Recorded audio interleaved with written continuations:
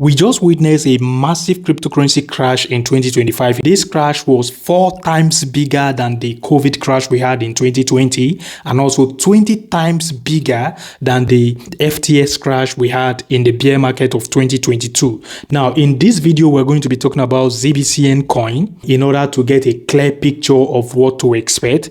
Is the crash really over? The reason for this massive crash was as a result of Trump announcing a 100% tariff on China, which triggered the entire market. Over $19 billion got liquidated yesterday, which is like disastrous. We just got a news of an influencer taking his life after losing over $60 million in investors' funds as a result of this crypto crash, which is sad, like seriously.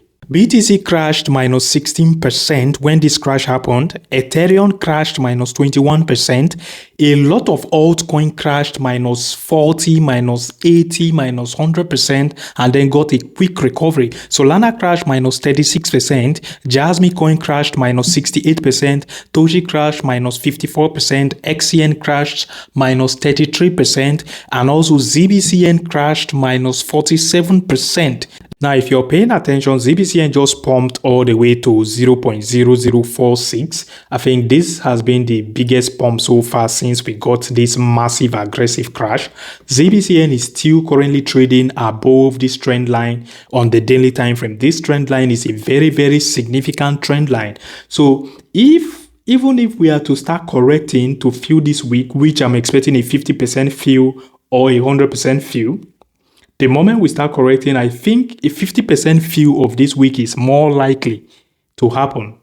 And if that is happening, then ZBCN is still going to hold above this trend line.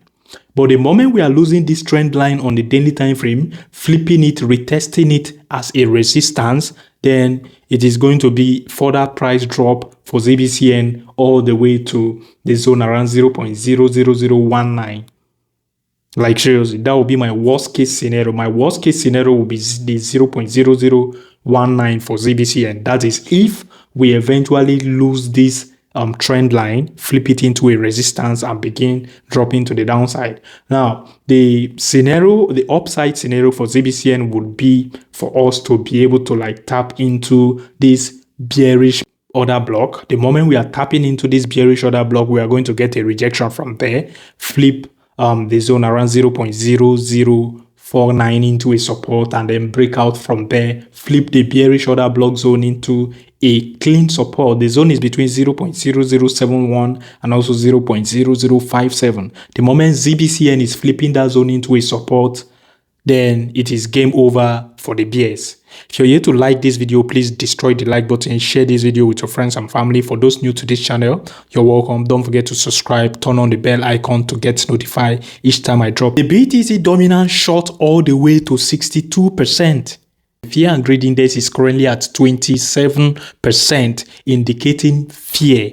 If you guys are paying attention, you would notice BTC is currently trading around $111,498. We dropped all the way to $102,000 from $123,000, which was nasty as a result of the US-China crash. Now, if we are going back in time, if you're here to like this video, please destroy the like button, like this video, share it with your friends and families. For those new to this channel, don't forget to subscribe, turn on the bell icon to get notified each time I drop new video. Now, if we are paying attention to the COVID crash that happened in March 2020, you would notice the crash that happened a couple of hours ago is 4 times bigger than the crash we got in 2020. The reason why I think the bull market isn't over yet is because the 2020 was a bull market. You get, when that crash happened was in the middle of a bull market. And when that crash happened, we recovered after 9 days. The crash continued. This is the daily time frame for BTC price. The crash continued for a couple of days and then consolidated few days, in total 9 days. And after that, we recovered aggressively to the upside all the way to 2021. It was an up-only phase ever since that crash happened. The FTX crash was totally different from the COVID crash in 2020 and also the US-China crash that just happened few hours ago in 2025. The reason why I said the FTX crash is entirely different was because we were already in an aggressive, nasty bear market already before this crash happened. That was in 2022. I can still, the memory is still very, very fresh. So when that crash happened, it took BTC more than 58 days to recover. And the crash happened when we were almost at the end of the bear market in 2022.